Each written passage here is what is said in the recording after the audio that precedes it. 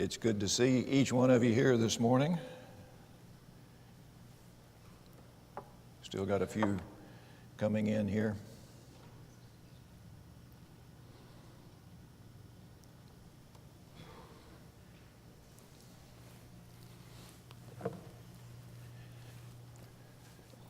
Thank you.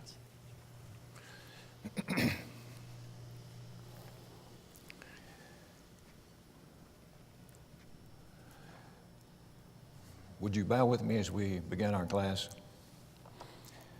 Father, we come before you this morning. We're asking that you be with us as we study your word and help us to rightly divine the word. And we know that the Old Testament is rich. Sometimes there's some things in there that we're not sure about and we have difficulty understanding. Help us as we try to do that, because we know that that is such an important part of your word to help us understand your plan for us. Just be with us, and it's through Jesus we pray. Amen. Okay, last week I had a talk, and I felt a lot rushed toward the end, that I really wasn't getting one of the major points across.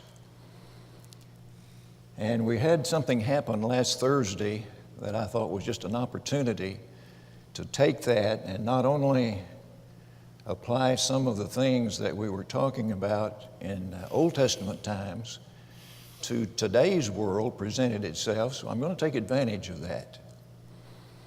Our president last Thursday announced his support for Israeli sovereignty over an area called the Golan Heights. So let's look at that. Where is it and why is it so important? Okay, we can have the first slide here. The Golan Heights is part of what I call the Fertile Crescent. It begins just next to it. I'm sorry I'm shaking, but that is the Sea of Galilee. It starts there and it goes due north for just over 40 miles. Its maximum width is just over 20 miles. It's a fairly small area, but it goes from the Sea of Galilee. The northern terminus is Mount Hermon. It is important because that is the gateway or the choke point for any army that's coming from Mesopotamia, Syria, Iraq, Iran, Saudi Arabia, ancient times, Assyria, Babylon, Medes and Persians. They all have to come through the Golan Heights. That is the only area that's suitable for armies. In ancient times, camels, horses, elephants, and people could very easily traverse that area. It's low-lying. It also has the advantage of water. It's a well-watered area because Mount Hermon is almost a 10,000-foot mountain, snow-packed much of the year. So it not only catches rainfall, and it's a lot of streams coming out of that area, but snow melt and springs.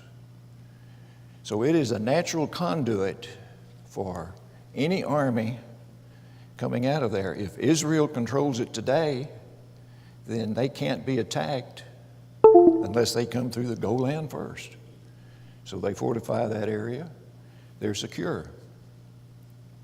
And conversely, if the attack is coming from Egypt, then the way they come through is up through Israel, through the Golan Heights, and then they have access to this entire area. It's an important area today, and it has been for 4,000 years. We can start, if you want to start looking at Egyptian-Syrian or Canaan-Syrian battles, you can begin in 1 Kings chapter 20. That is one of the earliest records that I know of where the Canaanites and the Syrians are battling.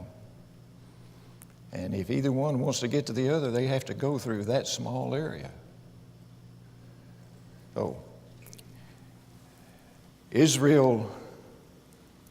Syria owned the Golan Heights until the War of 1967.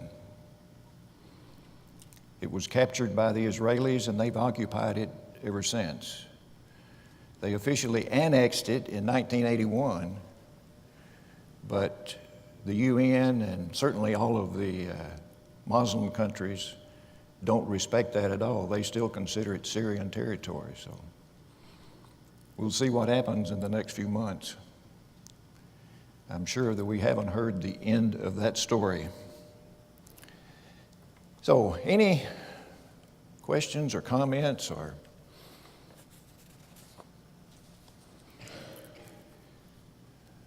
Steve and I have a deal back there. If there's any questions, he'll answer those. Okay, do we have the genealogy slide? Okay, let's go to that next. Yeah. No, not the timeline, the genealogy, yeah. Yeah. Ooh, that is kind of hard to read. Can you read that? I can't read it from here very well. Yeah. Yeah, that'll work. Can we just come down now a little bit and increase the upper part of it? There we go. A little more. Perfect. Yeah. We're going to start now with the patriarchal system. We looked a little bit at Abraham, and last week I used the battle between Abraham and the Mesopotamian army when he was rescuing Lot as a step off into the more general area. But we want to go back now and do some specifics. And the patriarchal period is very much a period of family relationships and conflicts. It sets the stage for a lot of the battles that we're seeing today.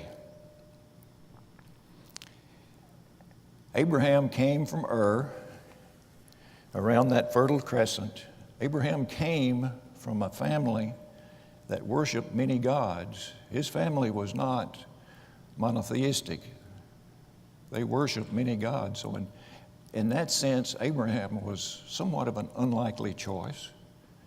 But God uses a lot of unlikely choices in His plan. There's one significant thing that's happened since the Tower of Babylon and Abraham coming into Canaan. One thing that's significant in world history that helps us a great deal in studying the Old Testament. Anybody want to guess what that was? And this is a test to see if you looked at the timeline that I handed out last week. Writing was developed. So in all of the things that we look at basically until the time of Abraham are pre-writing. We don't have any historical record, so it's very, very difficult to try to put any dates on anything. But with the time of Abraham, writing exists, so we can begin to put more specific dates. Now, the dates of Abraham's entry into the land vary a lot. One of the books that I use a lot dates it at about 2100 BC. And if you follow that on through, down through 215 years before the bondage, 430 years in bondage, then the Exodus would be dated about 1450. That is a very early date.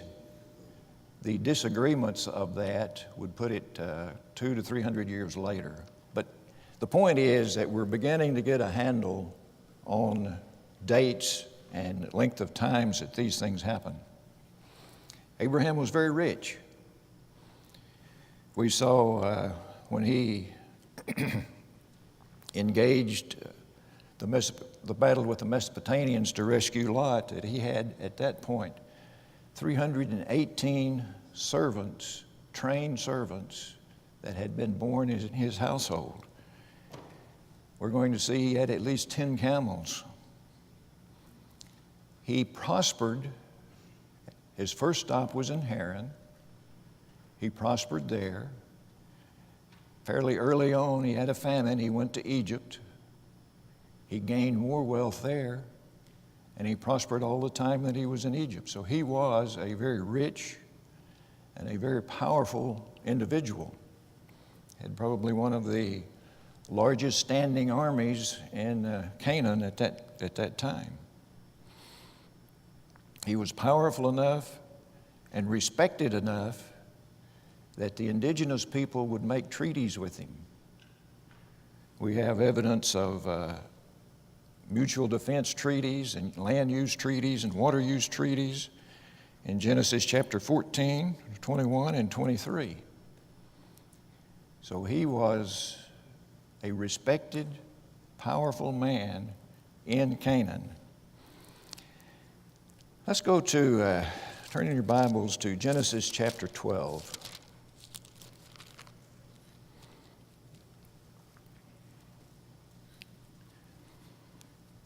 This is really the first promise that he receives from God when he is asked to leave his country. Beginning in verse 1, "Now the Lord had said to Abram, 'Get out of your country, from your family, and from your father's house to a land that I will show you. I will make you a great nation. I will bless you and make your name great, and you shall be a blessing. I will bless those who bless you. I will curse him who curses you. And in you all the families of the earth shall be blessed.'" Not only will he inherit the land, but all families of the earth shall be blessed. It's one of the earliest mention, I suppose, of the messianic promise. All nations will be blessed. Certainly would include the coming of Jesus to bless all nations. And let's go to another promise that he made, Genesis chapter 17.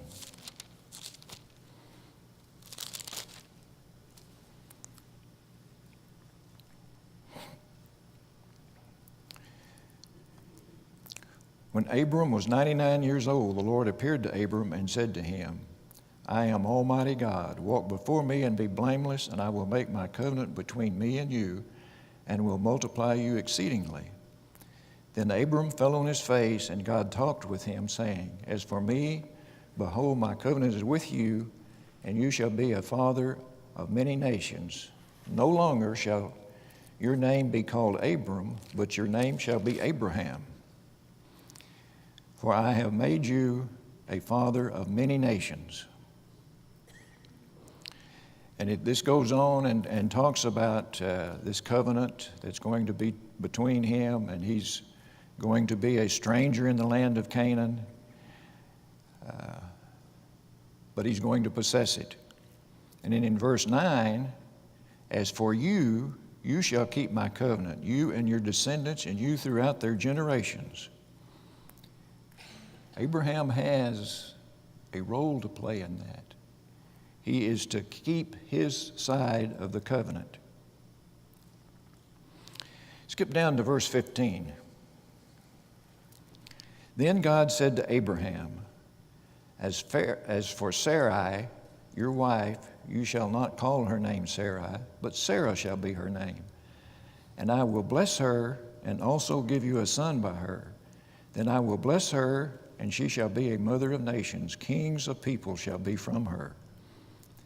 Then Abraham fell on his face and laughed and said in his heart, "Shall a child be born to a man who is 100 years old? And shall Sarah, who is 90 years old, bear a child?" And we're all familiar with that story. Sarah and Abraham consider themselves too old to bear children. Well, we know that they do have a child. But look at that last verse 18. And Abraham said to God, "Oh, that Ishmael might live before you." Oh, that Ishmael might live before you. Ishmael is already born. They have already made a decision to help God out in this process of having a child. So Abraham was given Sarah's handmaid, Hagar, to be a mother. She conceives and bears Ishmael. Can you think of a time in the near future that Ishmael is going to have a bearing on what happens to the Jewish people?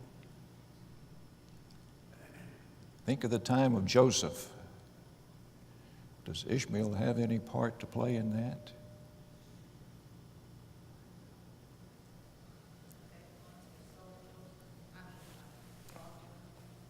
I'm sorry? They were the ones that bought Joseph. That's an interesting concept there, because when the brothers, and we're getting a little ahead of the story, but this begins to set up some of the disagreements. But when Ishmael is sold, or when Joseph is sold by his brothers, it's to a band of Ishmaelites.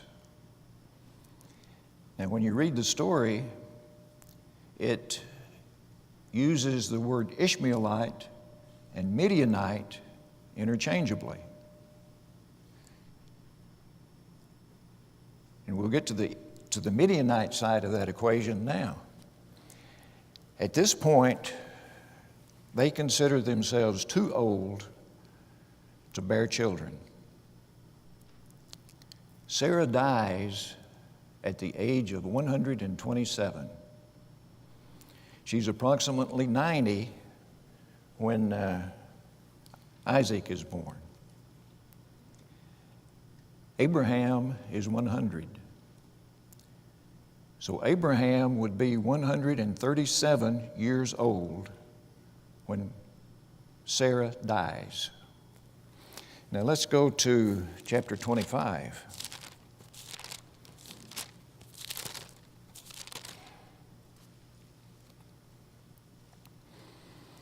Chapter 24 ends with Isaac being comforted after his mother's death. Okay. Abraham again took a wife, and her name was Keturah. After Sarah dies, Abraham's 137. He marries a second wife, Keturah, and he has 6 children. One of those children is Midian. Sarah, Abram, there's Keturah. Hagar, the concubine, has Ishmael and the 12 sons. But Keturah has 2 that have additional information in the Bible on them, Joshua. But Midian is the one that comes into play when Joseph is sold. The term Midianite and Ishmaelite are used. Most commentators believe that the caravan was composed of Ishmaelites and Midianites. So early on, if that's true, we would have a business arrangement between Ishmael, the Hagar offspring, and Midian, an offspring of Keturah. And we'll see a lot of conflict between those people throughout the Old Testament. Midian has one other appearance in the Old Testament before we get to the occupation of the land. Does anyone remember what connection Moses had with Midian?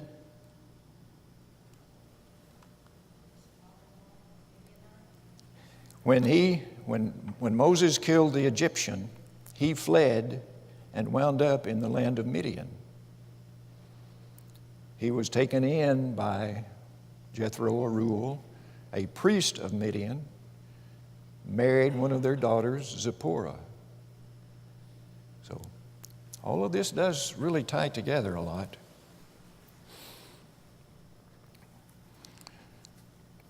Moses died at the age of 175. At his burial, Ishmael and Isaac did come together and bury their father. Any comments that you want to make about Abraham? I want to move on to some stories about Isaac if you don't. Quiet group today, huh?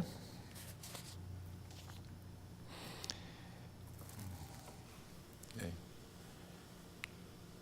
Isaac is the chosen one whom the blessings are going to flow through. He comes down and he marries Rebekah. I'm going to come back to that marriage later on, but I'm going to skip that part now. So what do we know about Isaac? He is compared to Abraham and Jacob. Not much is known about Isaac. Well, some of what we do know is kind of a mystery. Wonder what that's all about. But there's just not all that much material.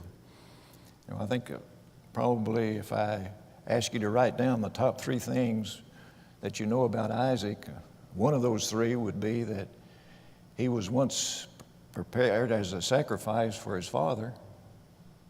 He went up on the mountain and was laying on the altar, and Abraham had the knife ready to slay him when God intervened and provided the ram for the sacrifice. We were at chapter 25. Let's look at verse 21. Now Isaac pleaded with the Lord for his wife because she was barren. Common theme throughout the patriarchal period is barren wives and children. We saw that with Abraham. We see that Isaac and Rebekah had problems conceiving, and we'll see that with Jacob. Rebekah and his wife conceived, but the children struggled together within her. If all is well, why am I like this? The Lord said to her, 2 nations are in your womb. 2 people shall be separated from your body. 1 people shall be stronger than the other, and the older shall serve the younger. You know, we know the story of how Esau is tricked.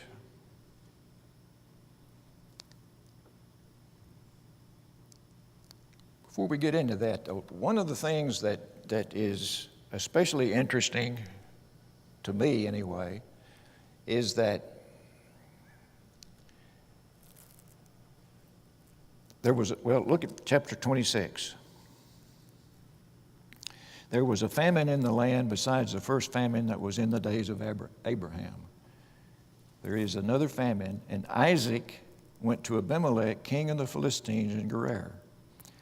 Then the Lord appeared to him and said, do not go down to Egypt. Live in the land of which I shall tell you. Abraham went to Egypt in the time of famine.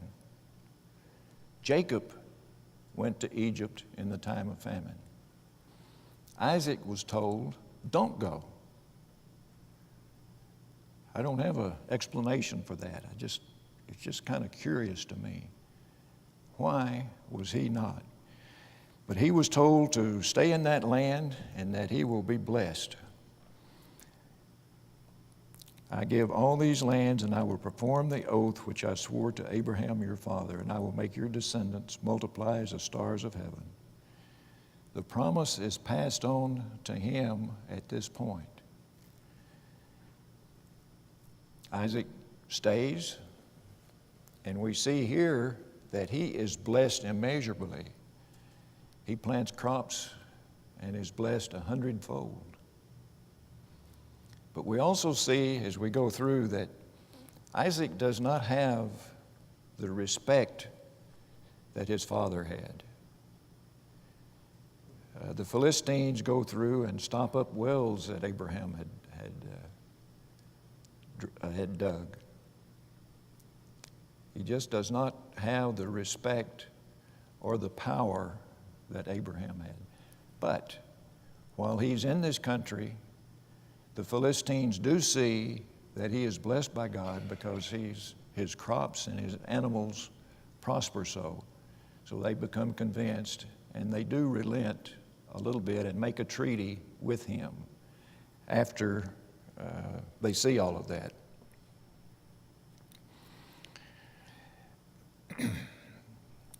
Another interesting thing that occurs when he's living in this area of the Philistines, he is concerned that his wife, Rebekah, is beautiful to look at.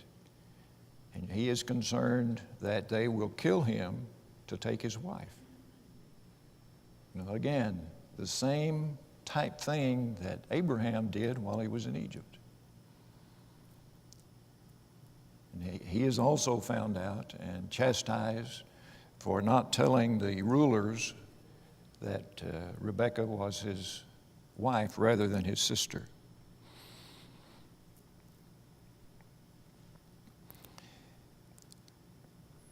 Isaac also makes a kind of a semi-permanent headquarters in Beersheba. Abraham spent a lot of time in Beersheba.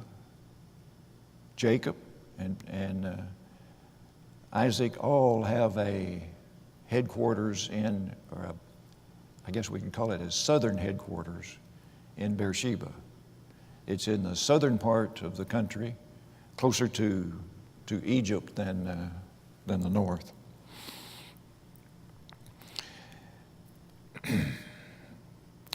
Okay, let's talk just a little bit about the struggle. I'm sure this is all familiar, but how the conflicts between Jacob and Esau. The first thing that happens is that Esau trades his birthright to Jacob for a bowl of stew. I think that's something that we go over and teach our children. We may not do much of it after that, but I think everyone's familiar with that story. Jacob is very much the favorite of his mother. Esau is very much the favorite of his father. So that presents family issues. And as Jacob is nearing death,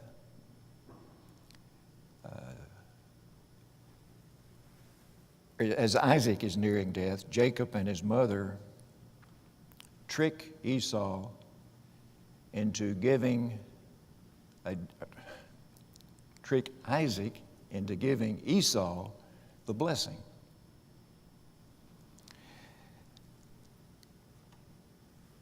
That creates an issue with Esau, obviously. Let's look at those blessings. Chapter 27.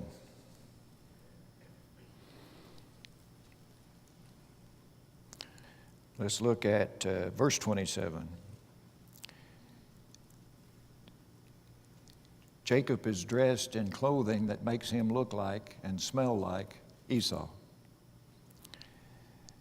And he came near and kissed him, and he smelled the smell of his clothing and blessed him and said, "Surely the smell of my son is like the smell of a field which the Lord has blessed.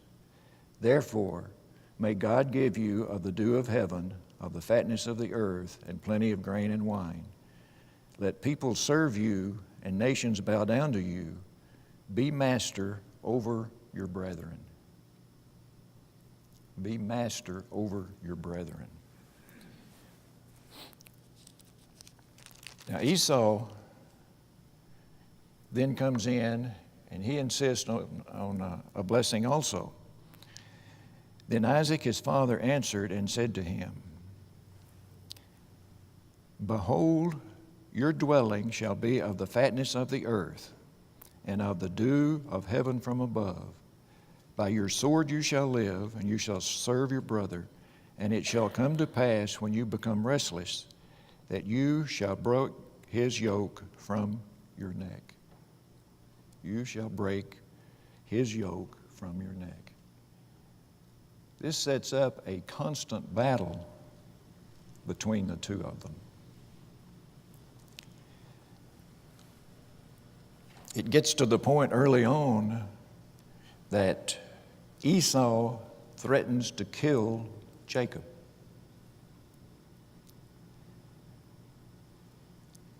Rebekah hears this, and she gets with Isaac, and they tell Jacob that he needs to get out of Dodge. He is to go back to his father's house. Look at chapter 28. Then Israel called Jacob and blessed him and charged him and said to him, You shall not take a wife from the daughters of Canaan. Arise, go to Paddan Aram, to the house of Bethuel, your mother's father, and take yourself a wife from there of the daughters of Laban, your mother's brother. Now think about that for a little bit. Laban is going to be the central character in what I want to look at next. Rebekah is the aunt of Rachel. Rebekah is Laban's sister. Rachel is Laban's daughter. And what I want you to think about is the difference that occurred when Rebekah was chosen as the wife. Do you remember that story? Abraham sends his oldest servant to his own country. His servant carries caravans, camel loads of goods, gold, silver, jewelry, in which he gives Rebekah and Laban all of these gifts. Years later, another man comes into the country, meets with Laban, only this man has nothing. When Jacob leaves to go get the wife, or he's actually going to simply escape Esau, he goes into the country, meets Laban and Rachel. But when he leaves, he carries nothing with him. On his first night out, he used the rock as a pillow. He has no dowry. Do you think that has any influence on Laban as to how he treats Jacob? Right. Because he doesn't receive Jacob all that kindly. I mean, he's not hostile to him. But if you remember the story, Jacob sees Rachel, wants to marry Rachel. He makes a deal with Laban to work 7 years, tend his herds for 7 years. He is tricked into marrying Leah first. Then he has to work another 7 years to get Rachel. Then he has to sneak out of town when he wants to leave and go back to his country when Laban's out on a sheep shearing mission. I don't know, it's just kind of an interesting dichotomy there between the two marriages and the way they get their wives. Any comments or questions, or what does it all mean? I don't know what it all means. Wish I did. It's just an interesting story.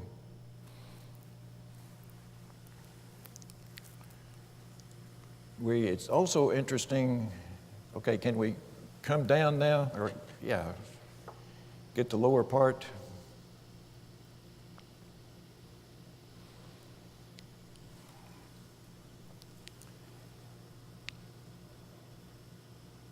Of course, Rebecca only has 2 children.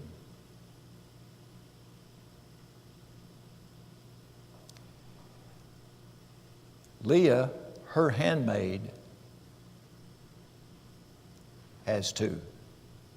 Rachel has Joseph and Benjamin.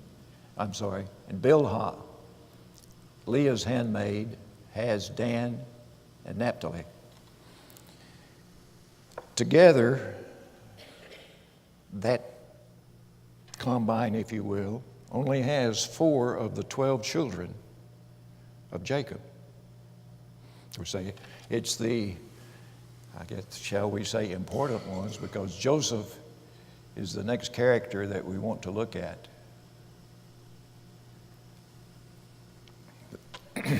They play favorites. Joseph is the favorite son. He gets all of the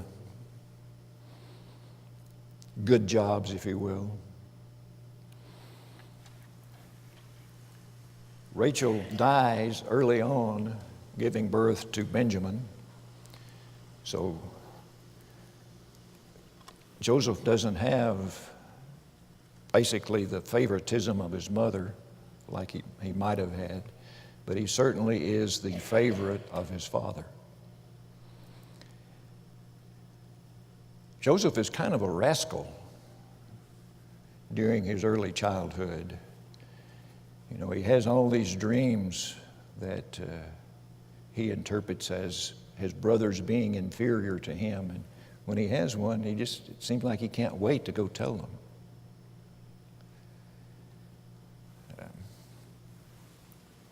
It all leads to the fact that the brothers get so jealous of Joseph that they want to get rid of him. Joseph is sent by his father on a mission to check on his other brothers while they're away from home on a herding mission, and they take that opportunity. They're going to kill him. But Reuben and Simeon kind of object to an actual death, so they agree to put him in a pit and sell him to the Ishmaelite, Midianite traders that are coming through. And we know the story of how Joseph prospers in Egypt. He winds up, because of a issue with his master's wife desiring Joseph, and Joseph refuses, and she accuses him, so he's thrown in prison. He interprets some dreams of a baker and a cup holder. The cup holder is released, and when Pharaoh then has dreams, he is told about a man in prison that can interpret dreams. So Joseph is brought out, and we know that he is one of these guys that I guess the stars fall right, or God blesses him to the point that he becomes second in command of all of Egypt. The only person that can tell Joseph to do anything is Pharaoh himself. Joseph convinces Pharaoh that because of some dreams that Pharaoh's had, that there's going to be 7 years of plenty, 7 years of famine. So they are to store up food for the 7 years of famine that are going to follow. Jacob and his family remain in Israel, in the southern part of Canaan. They run out of food, and we all know the story that they ultimately wind up as a family in Egypt. There's roughly 70, depending on how you count, 70 to 75 people come into Egypt to survive the 7 years of famine. Now, any thoughts, questions? Okay. I just find it interesting that Joseph, I mean, you mentioned the idea that he told his dreams to his brothers and seemed to, and his mom and dad also, and seemed to almost rush to do so. He also, as a reason that the brothers didn't like him, had a tendency to bring bad reports about them to his father, which would not have made him necessarily loved. But this is definitely a case where having some bad times, going through the being sold as a slave, going through all of that, definitely helped Joseph become a better person and to do the things that God wanted him to do. Because I'm not sure as a child that he would have done it, but he definitely learned that he needed to do so by the time he was in Egypt. I think that's an excellent observation, because God uses all of these things to prepare people. And in one way, it seems kind of odd that he would use a period of slavery, not only in Joseph's background, but in the Israelite nation as a whole, to prepare them for what's going to happen. Anything else? Got one over here.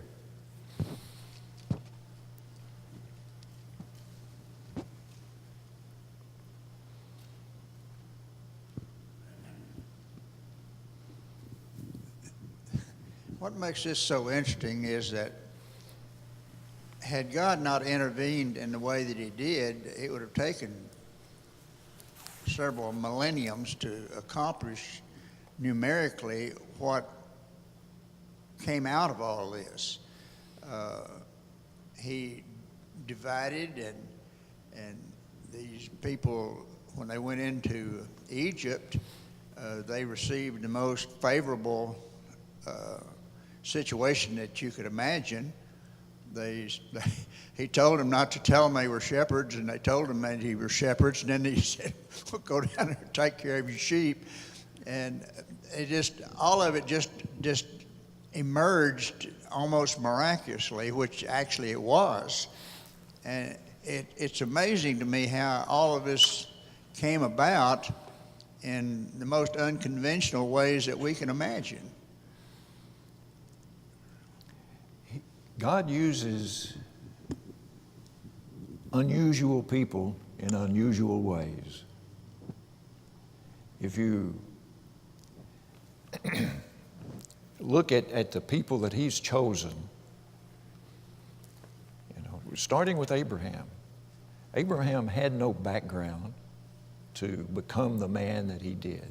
He grew up in a family, like I said earlier, that worshiped many gods. What qualification did he have then to become the man that he did? God's help.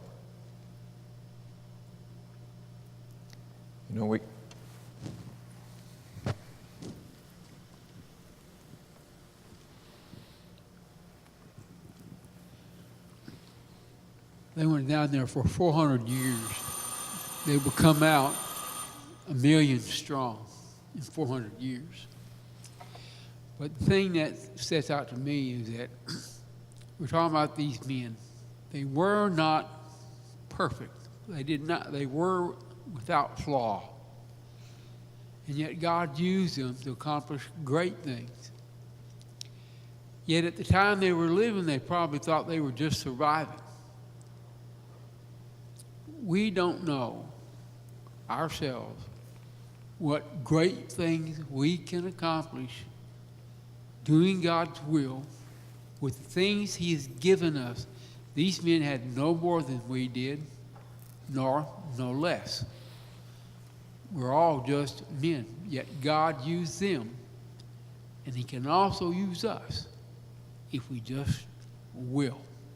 Yeah. And I think that was Abraham's qualification, and Isaac's and Jacob's, was the will to do what God said. Yeah, I think we have one thing in common with Abraham and Isaac and Jacob, all the way, through Moses, through the prophets. They weren't perfect, and we're not perfect. I think that's kind of what's been said all around.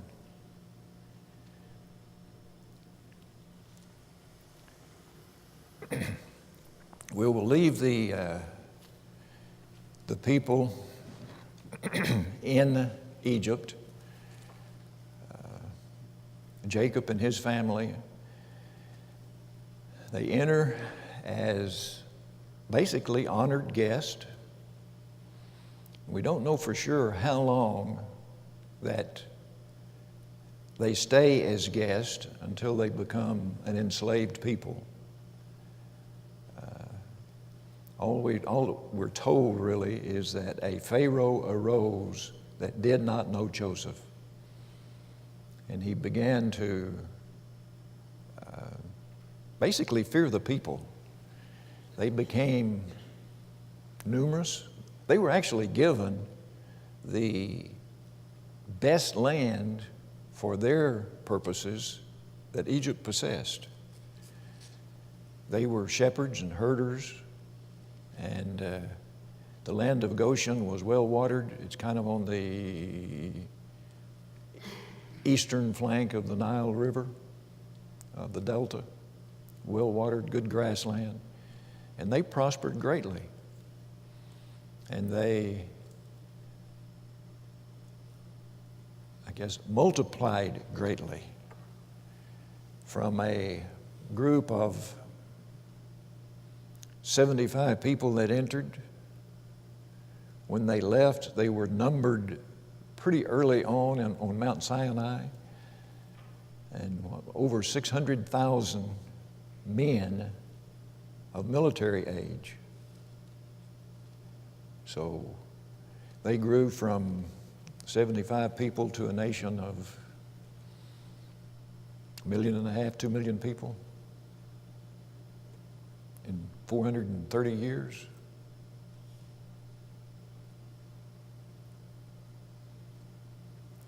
And like Steve said, you kind of wonder why God would choose a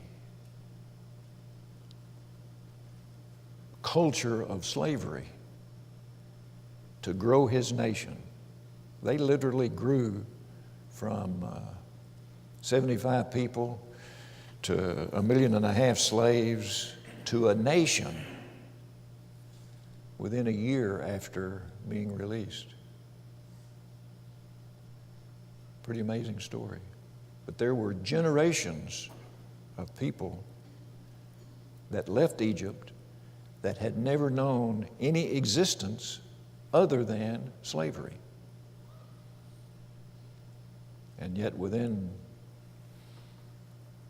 a matter of a few months, they were a functioning nation. Moses is one of those, I don't know, can we say reluctant heroes? I mean, when he was chosen to leave Midian and go back and release the people, he was not a willing servant. And we'll start there next time we meet.